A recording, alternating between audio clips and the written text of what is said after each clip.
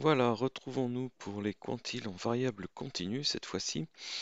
Comme on l'a vu dans la vidéo précédente, il s'agit de faire un découpage de la population en groupes de même nombre d'individus. Lorsqu'on est en variable discrète, le fait de viser un individu en particulier permet de remonter en première ligne du tableau sur une valeur particulière. Lorsqu'on est en variable continue, un individu va nous faire remonter dans un intervalle, on ne sait pas exactement à quel endroit, et donc il faudrait faire un calcul d'interpolation linéaire pour arriver à nos fins.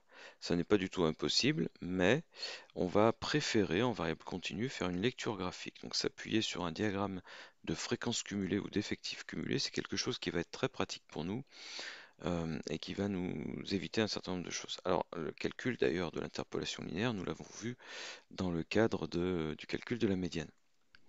Regardons ici ce qu'on pourrait faire si on voulait trouver les quartiles dans ce cas de figure. Nous avons ici un diagramme de fréquence cumulée qui nous montre l'accumulation de 300 entreprises, comptées en pourcentage des entreprises, hein, j'aurais pu graduer en effectif cumulé croissant de 0 jusqu'à 300. Ici, je compte en pourcentage. Donc les entreprises qui sont classées en fonction de leur nombre d'employés. Et donc qui sont classées dans l'ordre croissant du nombre d'employés, d'où ce diagramme de fréquence cumulée. Par exemple, lorsque j'ai cumulé, je ne sais pas, 30% des entreprises, eh bien je vois que l'entreprise correspondante ici a un nombre d'employés que je peux lire relativement facilement et qui est d'environ 90. Si je veux faire un découpage de ma population en 4 groupes égaux, je dois couper à 25% cumulé, 50 et 75% cumulé. Et je vois entre 75 et 100 par exemple, les 25% d'entreprises qui sont les plus grandes. Effectivement, cette zone-là, par lecture graphique, me conduirait à des nombres d'employés sur l'axe des nombres d'employés qui sont les plus élevés envisagés. Alors, en faisant cette découpe, je m'aperçois que 25% d'entreprises cumulées correspond à un nombre d'employés maximal de environ 86 avec la précision permise par cette lecture graphique. 50%, on l'avait vu dans une vidéo précédente, ça nous mène à la médiane, c'est le second quartile également, et on peut lire à peu près 103. Et puis, pour 75%, on a enfin une lecture à environ 122 employés. Donc, qu'est-ce qu'on vient de définir en fait? Eh bien, que dans la série qui nous est donnée, 25% des entreprises ont entre 50 et 86 employés, les 25% suivants entre 86 et 103, les 25% suivants entre 103 et 122, et enfin les derniers 25% entre 122 et 150 employés. Voilà, donc on a la possibilité assez rapidement de déterminer 3 quartiles. On aurait pu évidemment déterminer des quintiles par exemple, c'est-à-dire les 4 valeurs intermédiaires qui découpent notre population en 5 groupes égaux. Pour cela, il aurait fallu s'arrêter à 20% cumulé, 40%, 60%, 80%. On peut aussi chercher les déciles en coupant à 10%, 20, 30, 40, 50, 60, 70, 80 et 90. Bon, et ainsi de suite. Quel que soit le découpage qu'on veut faire, la lecture graphique, elle nous donne accès assez rapidement à des lectures de quartiles. Alors évidemment, comme je le disais dans une vidéo précédente, nous nous sommes intéressés à ce point-là en particulier, à l'intérieur de ce segment-là.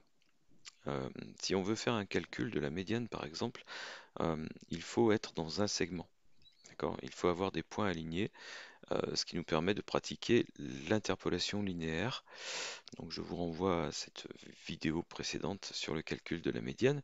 Et bien entendu, on pourrait très bien faire un calcul du premier quartile de la même façon, en travaillant dans ce segment-là, dont les extrémités ont des coordonnées bien connues, même si je ne les ai pas reportées sur ce graphique-là. Il s'agit d'un cas qu'on a déjà traité précédemment, où on avait une fréquence cumulée ici de 19%. Pour l'autre extrémité, on a une fréquence cumulée de 43%. Pour Q1 en particulier, on doit s'arrêter à 25%. Quant aux valeurs horizontales, elles sont connues, hein, les valeurs extrêmes qui sont 80 et 100. Donc on pourrait partir sur un calcul d'interpolation linéaire. Un exemple de lecture pour qu'il soit écrit, comme je disais précédemment, 25% des entreprises possèdent entre 86 et 103 employés. On a l'impression en regardant ce graphique qu'il y a le même espacement entre Q1 et Q2 et Q2 et Q3, mais c'est trompeur.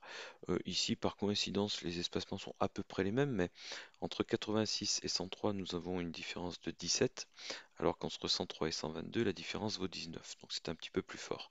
Bref, d'une manière générale, faire un découpage régulier sur l'axe vertical ne donne pas forcément, et même rarement, un découpage régulier sur l'axe horizontal.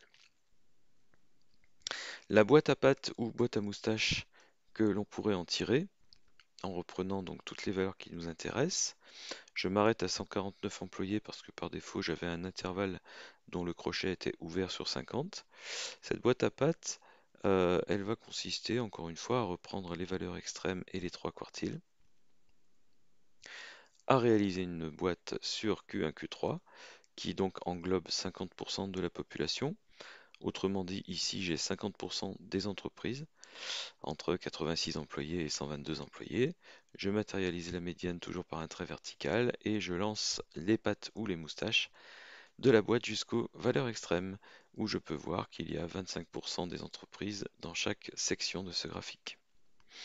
Voilà, je vous remercie. Dans la prochaine vidéo, nous parlerons de paramètres non plus basés sur des découpages de la population, mais basés sur des calculs d'écart à la moyenne. Donc on va tourner autour de la moyenne.